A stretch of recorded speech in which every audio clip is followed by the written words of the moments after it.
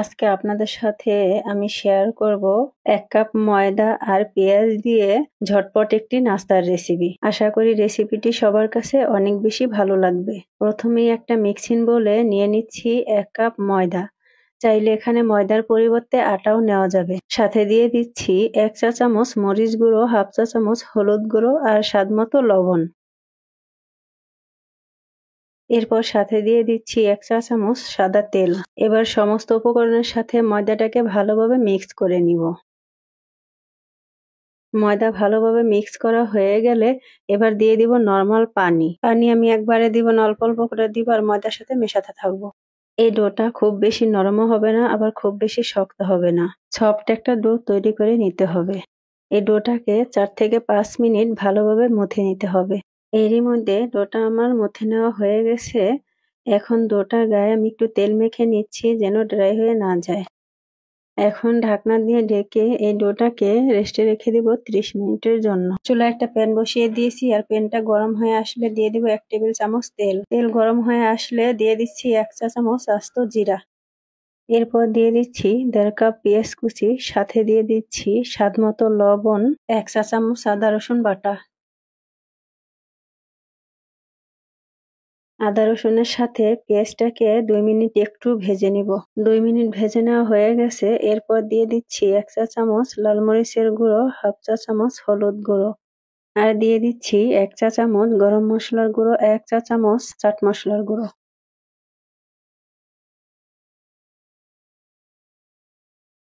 সমস্ত গুঁড়ো মশলাগুলো পেঁয়াজের সাথে ২ থেকে ৩ মিনিট ভেজে নিব।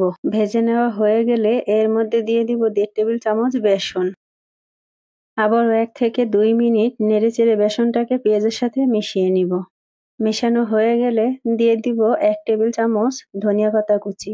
ধনিয়া পাতা কুচিটা দেওয়ার পরে কয়েক সেকেন্ড নেড়েচেড়ে এই পুরটাকে নামিয়ে ভালোভাবে ঠান্ডা করে নিব। ফিরে আসলাম ৩০ মিনিট পর। এরপর বাটির ঢাকনাটা খুলে নিচ্ছি। রেস্টে রাখার পরে এই ডোটা আগের থেকে অনেক বেশি সফট হয়ে গেছে। এবার এখান থেকে পরিমাণ মতো একটু ডো নিয়ে আমি হাতের তালুতে নিয়ে গোল করে নিচ্ছি।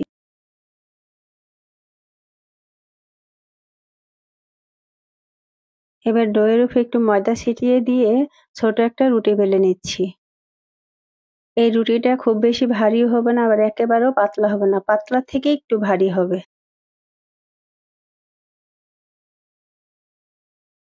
এরই মধ্যে রুটিটা আমার বেলে নেওয়া হয়ে গেছে। এবার আগে থেকে যে পুরটা আমি রেডি করে রেখেছিলাম, ওখান থেকে ২ চামচ পুর দিয়ে দিচ্ছি। রুটির উপরে পুরটা দিয়ে চতুর্দিক থেকে একটু গোল করে নিব, যেন শেপটা দিতে সহজ হয়। এখন রুটিটাকে আমরা ভাঁজ করে নিব। আমরা সাধারণত মোমো যেভাবে ভাঁজ করে থাকি, এই ভাঁজটা ঠিক ঐরকমই হবে। এই কাজটা আপনাদেরকে একটু দেখে বুঝে নিতে হবে।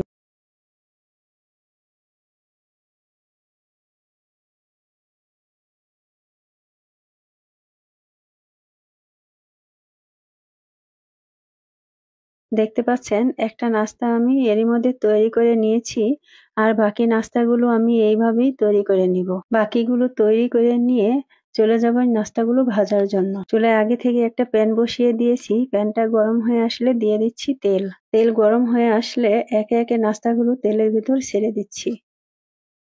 আমি এক ব্যাচে ৩ টা করে ভেজে নিচ্ছি। বাকিগুলো আমি পরের ব্যাচে ভেজে নেব। এরই মধ্যে একটা সাইড ভাজা হয়ে গেছে, আরেকটা সাইড আমি উল্টে দিচ্ছি। এই নাস্তাগুলো ভাজার সময় চুলার হিটটা মিডিয়ামের থেকে একটু কমে রাখতে হবে, না হয় ওপরটা পুড়ে যাবে, মুচমুচে হবে না। এরই মধ্যে একটা কথা বলি, আমার ভিডিওটি যদি কোনো কারণে ভালো লেগে থাকে তাহলে একটা লাইক দিবেন আর আমার চ্যানেলটি সাবস্ক্রাইব করে পাশে থাকবেন। আর ভিডিওটি যদি ফেসবুক পেজে থেকে দেখে থাকেন তাহলে পেজে একটা ফলো দিয়ে রাখতে পারেন। এরই মধ্যে নাস্তাগুলো আমার ভেজে নেওয়া হয়ে গেছে। এখন একটা নাস্তার প্লেটে তেল ঝরিয়ে তুলে নিচ্ছি। এবার একটু পরিবেশন করে আপনাদেরকে দেখিয়ে দিচ্ছি যে নাস্তাটা দেখতে কতটা লোভনীয় হয়েছে। এটা শুধু দেখতে সুন্দর নয়, খেতেও কিন্তু অনেক মজার হয়েছিল। বাসায় তৈরি করলেই ইনশাল্লাহ বুঝতে পারবেন যে এটা খেতে কতটা মজার।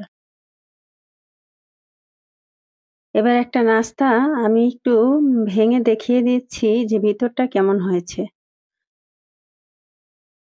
ভিতরটা দেখতে মাশাআল্লাহ অনেক সুন্দর হয়েছে। খেতে কিন্তু খুবই মজা। প্লিজ বাসায় একবার হলেও ট্রাই করে দেখবেন যেটা খেতে কেমন হয়। আজ এ পর্যন্তই। সবাই অনেক বেশি ভালো থাকবেন আর আমার জন্য দোয়া করবেন আর ভালো ভালো রান্না করে ভালো ভালো খাবেন। আল্লাহ হাফেজ।